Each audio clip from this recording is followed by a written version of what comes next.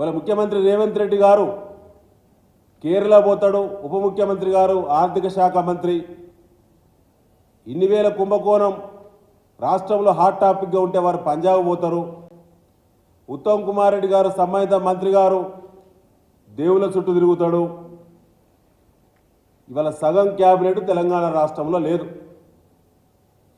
కానీ రైతులను మాత్రం ఇలా విచ్చలవిడిగా లాఠీచార్జ్ చేసి విత్తనాలు అడిగినటువంటి, పత్తి విత్తనాలు అడిగినటువంటి, జీలుగ విత్తనాలు అడిగినటువంటి రైతులను, నోరు లేని రైతులను ఇవాళ లాఠీ చార్జ్తో తీవ్రమైనటువంటి గాయాలు చేసి ఆదిలాబాద్లో ఈ ప్రభుత్వం తమ యొక్క వైఖరిని చాటుకున్నది. దశాబ్ద కాలమైంది తెలంగాణ రాష్ట్రం వచ్చి. రేపు 3-4 రోజులు అయితే మనం దశాబ్ద ఉత్సవాలు జరుపుకునేటువంటి పరిస్థితిలో ఇవాళ ఉన్నాం.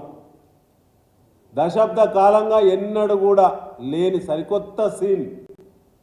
తెలంగాణ రాష్ట్రంలో మొట్టమొదటి లాఠీ చార్జిని కాంగ్రెస్ పార్టీ దశాబ్ద కాల కానుకగా తెలంగాణ రైతులకు ఇవాళ ఆదిలాబాద్ కేంద్రంగా అందించింది కాంగ్రెస్ పార్టీ.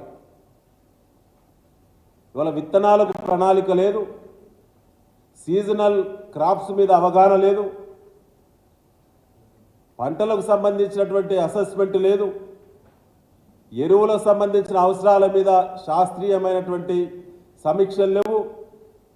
ఇవాళ ఏ పంట ఎంత విస్తీర్ణంలో వేస్తారో ఇవాళ దానికి సంబంధించినటువంటి వ్యవసాయ శాఖ క్షేత్రస్థాయి అధికారులు రైతులకు అవగాహన కల్పించే అవకాశం లేదు. కానీ ఇవాళ భారత రాష్ట్ర సమితి తీవ్రంగా ఖండిస్తూ ఉన్నది. ఆదిలాబాద్ ఘటనకు తగిన మూల్యం చెల్లించుకోక తప్పదు. దీనికి రాష్ట్ర ముఖ్యమంత్రి రేవంత్ రెడ్డి గారు, కాంగ్రెస్ పార్టీ బాధ్యత వహించాలి, వెంటనే క్షమాపణ చెప్పాలని చెప్పి ఇలా బీఆర్ఎస్ పార్టీ డిమాండ్ చేస్తూ ఉన్నది. 10 ఏళ్ల కాలం పండుగ జరుపుకునేటువంటి సమయం ఎన్నడూ కూడా రైతులు ఈ స్థితిలో బ్రతకలేదు. తెలంగాణ రాష్ట్రంలో కేసీఆర్ గారు ముఖ్యమంత్రిగా వారి నాయకత్వంలో ఉన్నప్పుడు బ్రహ్మాండమైన సుభిక్షమైనటువంటి పాలన. ఇవాళ మళ్ళీ లాఠీ దెబ్బలు, జైలు జీవితాలు, విత్తనాల కోసం చెప్పులు దండలను మర్పించే విధంగా చెప్పులను లైన్లో పెట్టుకునేటువంటి సంస్కృతికి ఇవాళ మళ్ళీ ప్రారంభించింది కాంగ్రెస్ పార్టీ. ఇవాళ రైతులు కూడా ఆలోచించాలి. విత్తనాల కాడ ఆ బాధ ఉన్నది.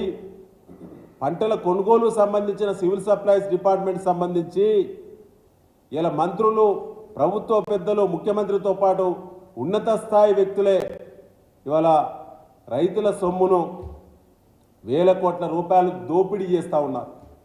ఇవాళ ఆధారాలన్నీ ముందు, ప్రజల ముందు, రైతుల ముందు భారత రాష్ట్ర సమితి పెట్టిన దున్నపోతు పైన వర్షం పడ్డట్టే కాంగ్రెస్ పార్టీ నిలకడ ఉన్న ఒక్క మాట కూడా మాట్లాడతలేదు.